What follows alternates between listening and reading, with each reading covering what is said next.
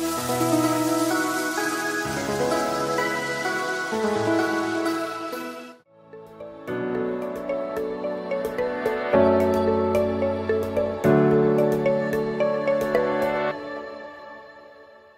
Jemaat Tuhan, senang sekali boleh berjumpa kembali dalam Renungan Kingdom Devotion hari ini.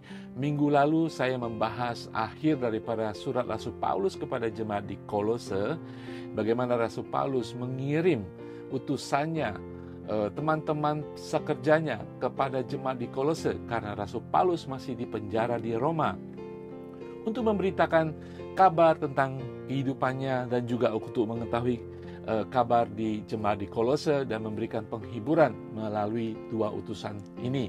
Minggu lalu saya berbicara bagaimana Rasul Paulus mengutus seorang teman sekerjanya, yang selalu setia kepada dia, yang selalu berbakti kepada pelayanan Rasul Paulus sebagai tukang pos.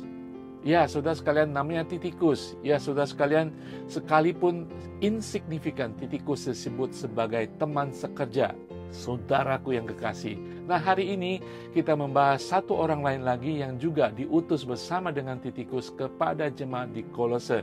Namanya mungkin kita kenal, namanya adalah Onesimus. Di dalam Kolose keempat ayat ke-9 mengatakan, "Ia kusuruh bersama-sama dengan Onesimus, saudara kita yang setia dan yang kekasih, seorang dari antaramu. Mereka akan memberitakan kepadamu segala sesuatu yang terjadi di sini."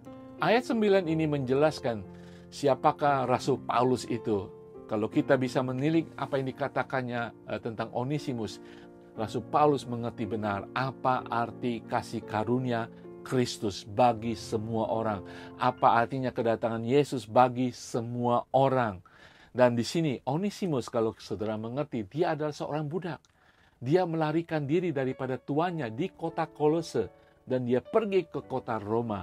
Dan di sini Rasul Paulus mengutus Onesimus yang sudah bertobat kembali kepada Kolose, ke kota di mana dia berasal. Dan kalau saudara lihat tadi dikatakan Rasul Paulus, nah ketika Onesimus yang lari dari manusia, dia bertemu dengan Tuhan di Roma dan ditangkap Tuhan di Roma di dalam bimbingan Rasul Paulus. Nah, di sini Rasul Paulus menuliskan sesuatu yang luar biasa. Dikatakan Onesimus, saudara kita yang setia dan yang kekasih, seorang dari antaramu.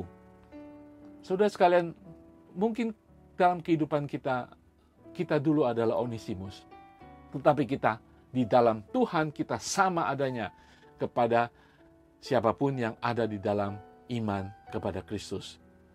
Kalau ada orang-orang di antara kita yang dulunya seperti Onesimus, orang-orang berdosa, orang melakukan kejahatan di hadapan Tuhan dan kepada manusia, ketika dia ditangkap Tuhan, dia adalah kekasih kita. Dia adalah saudara-saudara kita. Dia adalah sama di antara kita.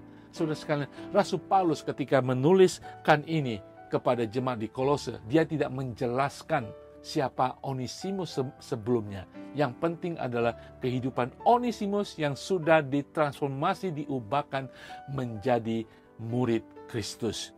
Dia tidak menuliskan, aku kembalikan Onesimus kepada tuannya. Dulu dia lari, tetapi dia sudah bertobat, tetapi sekarang dia sudah menjadi anak yang baik. Dia tidak menuliskan itu.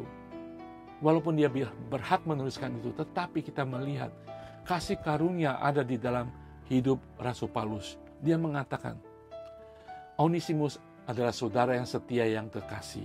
Dia sama di antara kita. Galatia pasal ke-3 ayat 26 mengatakan, sebab kamu semua adalah anak-anak Allah karena iman di dalam Yesus Kristus. Karena kamu semua yang dibaptis dalam Kristus telah mengenakan Kristus. Ayat 28 mengatakan, dalam hal ini tidak ada orang Yahudi atau orang Yunani, tidak ada hamba atau orang merdeka, tidak ada laki-laki atau perempuan, karena kamu semua adalah satu di dalam Kristus.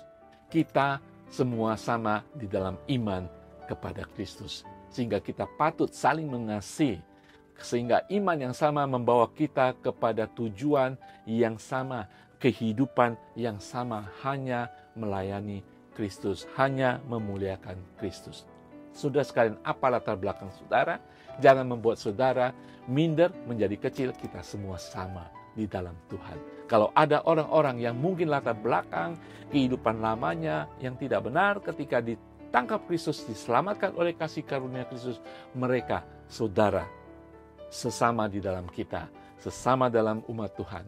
Mari kita bersama-sama oleh bergandengan tangan di dalam iman yang sama, di dalam kasih yang sama, karena kita menyembah Tuhan yang sama. Haleluya. Bapa di surga, kuatkan setiap kami, beri kami mata ilahi, beri kami hati Yesus Kristus, beri kami mulut, bibir, tangan, kaki seperti Kristus, agar kami boleh melihat, melakukan segala sesuatu di dalam kacamata hati kasih karunia Kristus, untuk kami boleh bersama memuliakan Engkau di dalam nama Tuhan Yesus. Haleluya.